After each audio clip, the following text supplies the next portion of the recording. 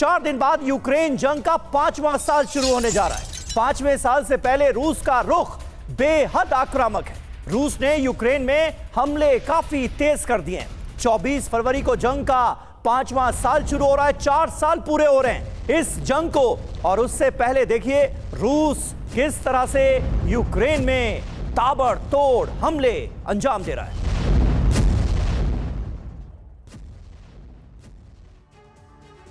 तो रूस यूक्रेन महायुद्ध आगे होगा क्या, यह दुनिया भी जानना चाहती है, क्योंकि यह युद्ध तो खत्म होने का नाम नहीं ले रहा है। यूक्रेन के जिन इलाकों पर रूस ने कब्जा कर लिया है वो किसी भी हाल में छोड़ने को तैयार नहीं है, और इन इलाकों से ज़ेलेंस्की किसी भी तरह का समझौता करने को तैयार नहीं है। बात बुरी तरह से अटकी हुई है, और अब तो पूरे यूक्रेन पर कब्जे की खबरें भी सामने आती हैं कि रूस की मंशा कहीं ज्यादा बड़ी है।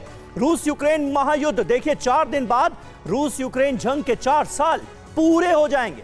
रूस की सेना पहले से ज्यादा आक्रामक नजर आ रही। यूक्रेन के कई शहरों पर हमले हो रहे हैं, बड़े हमले हुए हैं। रूस के हमले से यूक्रेन में बड़ी तबाही मची है। पुतिन की मंशा क्या है? जंग के 5वें साल में बड़े फैसले के मूड में लग रहे हैं पुतिन। 5वें साल में युद्ध लंबा नहीं खींचना चाहते। युद्ध खत्म या यूक्रेन पर पूर्ण कब्जा मुमकिन।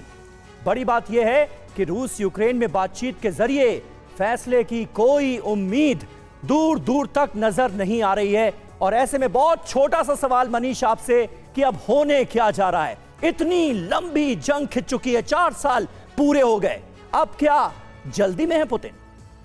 देखिए, जहां तक पुतिन या क्रेमलिन का सवाल है, तो पुतिन जिस शहर से आते हैं, सेंट पीटर्सबर्ग, कभी वो लेनिनग्राद हुआ करता था, और जर्मन फौज ने उसे लगभग 3 साल तक पूरी तरह से सील कर दिया था, जिसमें पुतिन के बड़े भाई भी मारे गए थे।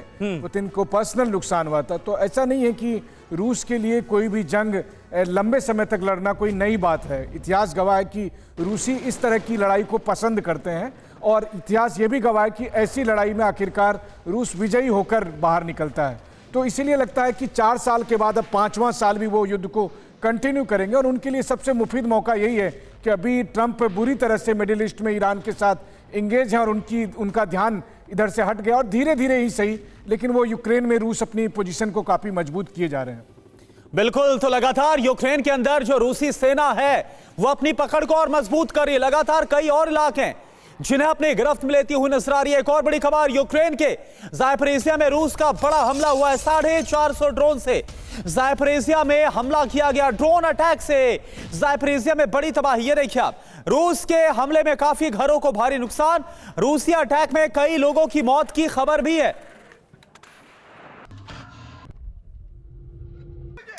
तो ज़ापोरिज़िया में क्या हुआ है आप देखिए। कहा एक तरफ 96 घंटे बाद 5वें साल में युद्ध प्रवेश करेगा, लेकिन इससे पहले हुआ विनाशक अटैक। ज़ापोरिज़िया में रूस की सेना का बहुत बड़ा हमला हुआ। ज़ापोरिज़िया के अलग अलग इलाकों में अटैक हुआ है। रूस के हमले में ज़ापोरिज़िया में भारी नुकसान पहुंचा है। अब यह हमला कैसे अंजाम दिया गया? भीषण बमबारी, 450 ड्रोन अटैक किए गए, 163 आर्टिलरी हमले हुए हैं। नुकसान इसका क्या हुआ? कई लोगों की मौत हुई है, 150 से ज्यादा घर तबाह हुए। बड़ी बात आप देखिए, रूस ज़ापोरिज़िया पर फुल कंट्रोल चाहता है। अभी ज्यादातर हिस्सों पर रूस का कब्जा है, और ये ताजा तस्वीरें हमने आपको दिखाई है कि कैसे रूस और ज्यादा आक्रामक हो रहा है। जी हाँ करुणा, ये अपने आप में आपने बहुत इंपॉर्टेंट बात कही, और हमारे दर्शक ये भी जानना चाहेंगे कि आखिर यूक्रेन के कौन कौन से इलाके हैं जहां पर रूस आज की तारीख में कब्जा करके बैठा है। क्रीमिया की बात सबसे पहले, 27,000 स्क्वायर किलोमीटर का इलाका ये पूरी तरह से रूस के कब्जे में है। ये तो पुरानी बात हो गई, 2014 में ही अधिग्रहण कर लिया क्रीमिया का रूस ने। लेकिन अब नए इलाके जो कि रूस के कब्जे में आते जा रहे हैं एक एक करके। लुहांस्क का नाम सबसे पहले, 26,700 स्क्वायर किलोमीटर का इलाका। डोनेट्स्क की अगर बात करें तो 16,000 स्क्वायर किलोमीटर का इलाका। ये तमाम वो इलाके हैं जहां पर नजरें गड़ा कर बैठा हुआ है रूस।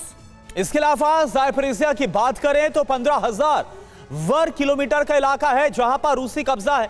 इसके अलावा खैरसों की बात करें, सटता हुआ इलाका है, 12,000 वर्ग किलोमीटर का इलाका, यहां पर भी रूसी सेना है।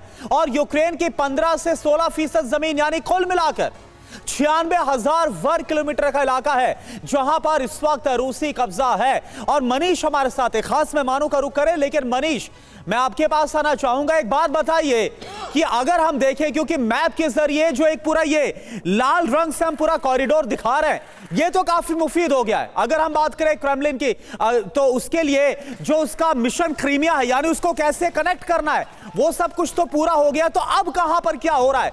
क्यों रूस इसे और आगे बढ़ा रहा है, या फिर ज़ेलेंस्की ही नहीं चाहते कि इसको खत्म किया जाए? देखिए, मुझे याद है कि मैं खेरसौन से, खार्किव से और इसके अलावा अगर मैं कहूं कि डोनेट्स्क के दूसरे हिस्से से कई बार क्रीमिया तक बाय लैंड गया था।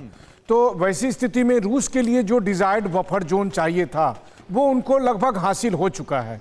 लेकिन इसके बाद भी लड़ाई इसलिए चल रही है क्योंकि यूक्रेन की तरफ से जो लगातार प्रोटेस्ट किया जाता था या रेसिस्ट किया जाता था, जो यूरोप के हथियार आ रहे हैं या अमेरिका के हथियार आ रहे हैं उनकी मदद से, तो अभी रूस का मकसद है कि जो भी हथियार आ रहे हैं उसको इस जंग में खत्म करना। और जाहिर है कि जब ये जंग हो रही है तो कैजुअलिटी दोनों साइड से हो रही है, रूसी साइड से हो रही है तो यूक्रेन की साइड से हो रही है। यूक्रेन के पास आज की तारीख में नए सेना में भर्ती के लिए लोगों की भारी कमी है, और इन सब के बाद भी आखिर में लड़ाई में तो मारे स्लाविक रेस के लोग ही जा रहे हैं। और लेकिन अगर आप यूरोप से बात करें, बल्कि अभी आईटी समिट में बहुत से प्रतिनिधि जो आए थे उनसे मैंने बात किया एआई समिट में, तो यूरोपियन लीडर्स तो एकमत हैं कि ये जंग रुकना नहीं देना है। ठीक बात तो आप समझ सकते हैं कि फिर इसका नतीजा क्या होगा। जी।